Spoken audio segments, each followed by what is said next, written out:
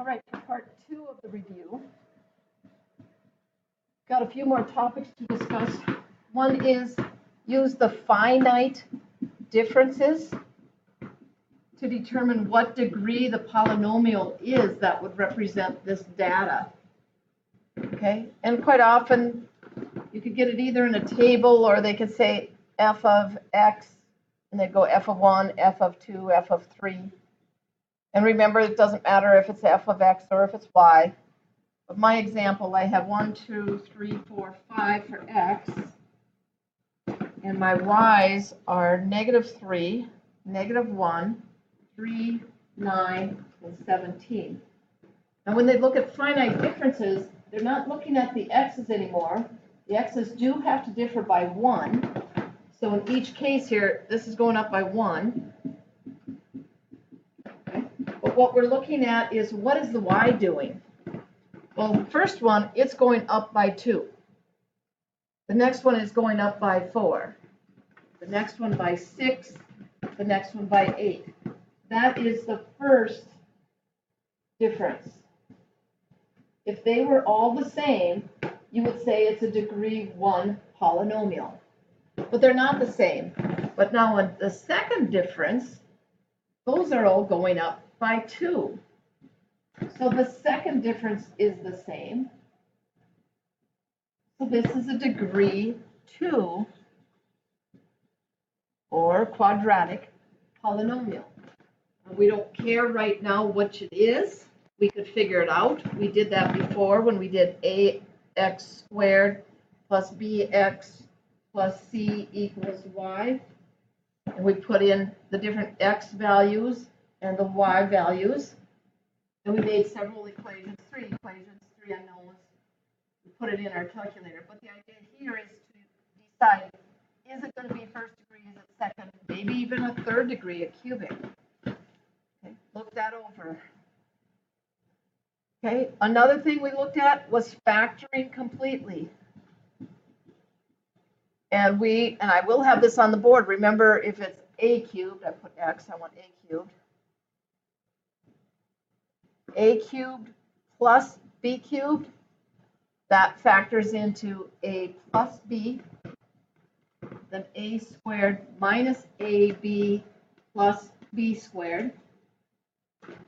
And if it happens to be a cubed minus b cubed, that would be a minus b in the first parentheses, a squared plus ab plus b squared in the second parentheses.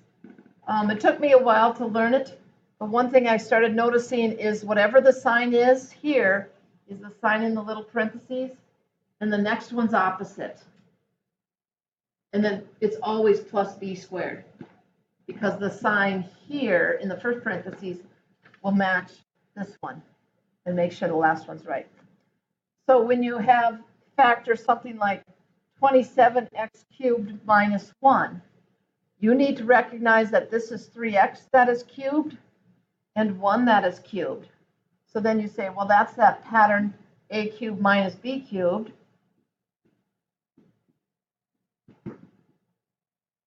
And then you need to go back and put in your signs. Okay, the first one matches, the next one's opposite, the last one's always plus. Practice a few of those. I'm not doing all your studying for you. The other one is, remember, if it's a squared minus b squared, that factors into a minus b, a plus b. Order does not matter. You can have the a plus b first. Okay. And if it says factor completely, the example I have here is 6x to the 4th minus 24x squared. And you always take out the GCF first, greatest common factor first. I can take a 6 and an x squared out of both of those. And I'm left with x squared minus 4. Well, that's something squared minus something squared, so I can use this pattern I showed you. 6x squared is a monomial. You don't break that down into 2 times 3 times x. You leave it as a monomial. But this would be x minus 2 and x plus 2. And it does not matter which is first. If one of these or both of these are still quadratics, look to see if it can factor again. Okay. Next one. I have h of x is x cubed minus 4x squared minus 15x plus 18. And I tell you that 1, 0 is 1. And I'm asking you to find the others. So what I'm going to do is I'm going to do synthetic division because that's a linear divisor. So when 0 is 1, that means x is 1. Then I put in the coefficients. Remember, if I skip anything, to put in a 0 placeholder. And you should know synthetic division pretty well by now. Remember, you drop the first term, and then you multiply the number in your box with that number. Write it onto the next one, and add. So now you're going to, again, multiply and add. And multiply and add. If it doesn't end in 0, it's not a 0. But now that can be put away. Now this started as x cubed. This is x squared, so it's x squared minus 3x minus 18 equals 0, or f of x, h of x. And now you're going to try to factor. And please know, these are contrived. They're going to work for you. The product is negative 18. The sum is negative 3. Well, that has to be negative 6 and positive 3. Well, if those are the factors, then the other zeros would be 6 and negative 3. The values of x that make this 0, that make this 0. The one that I gave you. So it was a cubic. You should expect 3 zeros, and we've got the 3 zeros. The one I told you, and the 2 we found. Okay. Some of you have become very good at using the graphing calculators. That's what you will get to use at the test. Okay. When you use the graphing calculators, the zeros are where it crosses the x-axis. So some of you would try that right away instead, and that's acceptable. Excuse me. Okay, now if instead of saying find the zeros, I say factor something like f of x equals x cubed plus 2x squared minus 51x plus 108, and I tell you that x plus 9 is one of the factors. Okay. So now I know down here at the bottom, I'm going to have f of x equals x plus 9. That's the first one I have. Again, if you graph that, that's perfectly fine. That's a tool you have. You can only use the calculators. You cannot use Desmos because then you're on your computers, and I'm not going to monitor 15 computers at once. Again, the coefficients go across here. Make sure you don't have any skip terms.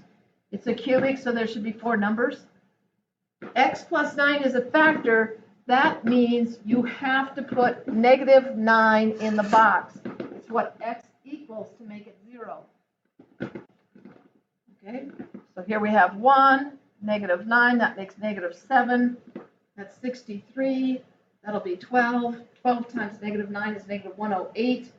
And that's what we hoped for. Now we see x squared minus 7x plus 12. Well, the product is 12. The sum is negative 7. That's got to be x minus 3, x minus 4. And again, you could graph it and see if that comes out the same. One thing you could do, you could graph this original as y sub 1 equals, and the original as, or second as y sub 2, and see if there's any change in the 2 graphs.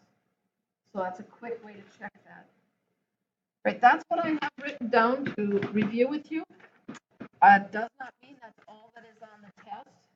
The test does focus on lessons 5.4 to 5.9. But remember, math is always cumulative, so there's definitely things from the first few lessons and the first few chapters that are going to be on the test. When we studied factoring quadratics, that was chapter 4. But now you are expected to know that. So do some studying, come and ask me questions. That's why I'm here, and I expect great things from this test.